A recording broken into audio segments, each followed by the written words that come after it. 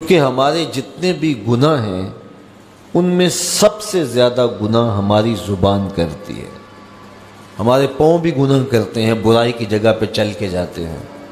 ہمارے ہاتھ بھی گناہ کر لیتے ہیں، کسی پہ ظلم جبر کرتے ہیں۔ ہمارے کان بھی گناہ کرتے ہیں کہ نغمے اور گیت سن لیتے ہیں۔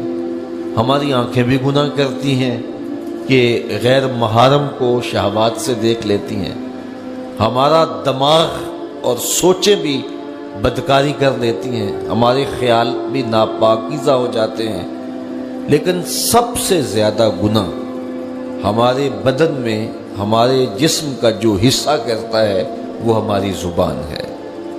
ہاتھوں کے گناہ بھی محدود ہیں، کانوں کے گناہ بھی محدود ہیں، اسی طرح آنکھوں کے گناہ بھی ایک قسم پر مشتمل ہیں، لیکن جو زبان کے گناہ ہیں یہ کئی اقسام پر مشتمل ہیں۔ زبان جھوٹ بھی بولتی ہے، زبان غیبت بھی کرتی ہے، زبان بہتان بھی لگاتی ہے، زبان سب و شتم بھی کرتی ہے، گالی گلوچ بھی دیتی ہے، زبان جو ہے وہ تہمت بھی لگاتی ہے، اور زبان فضول گوئی بھی کرتی ہے۔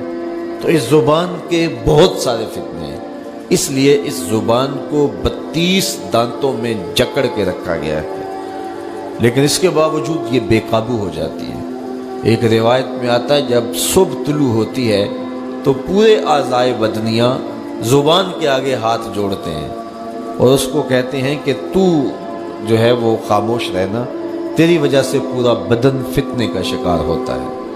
تو زبان کے گناہ سب سے زیادہ ہے، اسی لیے میرے اور آپ کے آقا و مولا نے ارشاد فرمایا، تم جو 2 جبڑوں کے درمیان یعنی تمہاری زبان اور 2 ٹانگوں کے درمیان تمہاری پارسائی کی جگہ، ان 2 چیزوں کی مجھے ضمانت دے دو، میں محمد تمہیں جنت کی ضمانت دے دیتا ہوں صلی اللہ علیہ وسلم۔ تو یہ زبان بہت زیادہ گناہ جو ہے وہ انسان کی زبان کے ہیں، اس لیے روزے کے اندر ہمیں اپنی زبان کو کنٹرول کرنے کی تاکید بھی کی گئی ہے۔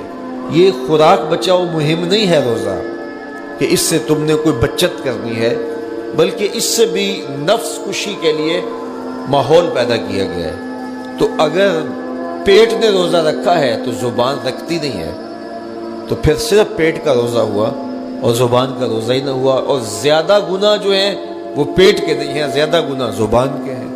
اور اگر کوئی شخص حلال کردہ چیزیں رب کی وقتی بندش کی وجہ سے ان سے رک جاتا ہے، کھانا نہیں کھاتا، پانی نہیں پیتا، اعلیٰ انواع و اقسام کے فروٹ دستیاب ہے نہیں لیتا کہ میں نے روزہ رکھا ہوا ہے، لیکن جھوٹ بولتا ہے، غیبت کرتا ہے، بہتان تراشی کا بازار گرم ہے، نظریں بدکاری کر رہے ہیں، خیال بھٹک رہے ہیں، سوچیں آوارہ ہیں، تو جن سے رمضان المبارک کے علاوہ بھی روکا گیا تھا تو ان سے وہ نہیں روکتا، تو اس کا پھر روزہ کیا ہوا؟ تو میرے اور آپ کے آقا و مولا نے فرمایا، جس نے جھوٹ نہ چھوڑا، جھوٹے کام نہ چھوڑے، اس کے بھوکا اور پیاسا رہنے کی اللہ کو کوئی ضرورت نہیں۔ حضور نبی رحمت صلی اللہ علیہ وآلہ وسلم نے ارشاد فرمایا، اے جوانوں کے گروہ، تم میں سے جو کوئی نکاح کرنے کی استطاعت رکھتا ہے وہ دیر نہ کرے، بہت جلد نکاح کر لے، یہ نظر کا اور پارسائی کا محافظ ہے۔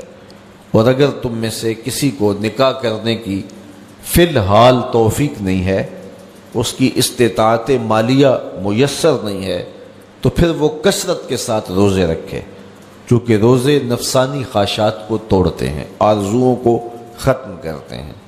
تو بھوک جو ہے وہ خواہشات نفسانیہ کے ختم کرنے کا ایک مؤثر ذریعہ ہے۔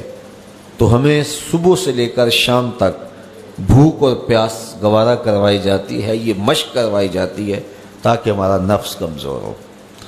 دوسری بات، نفس کی کمزوری کا سبب ہماری گفتگو کا کم ہونا ہے اور خاموشی ہے۔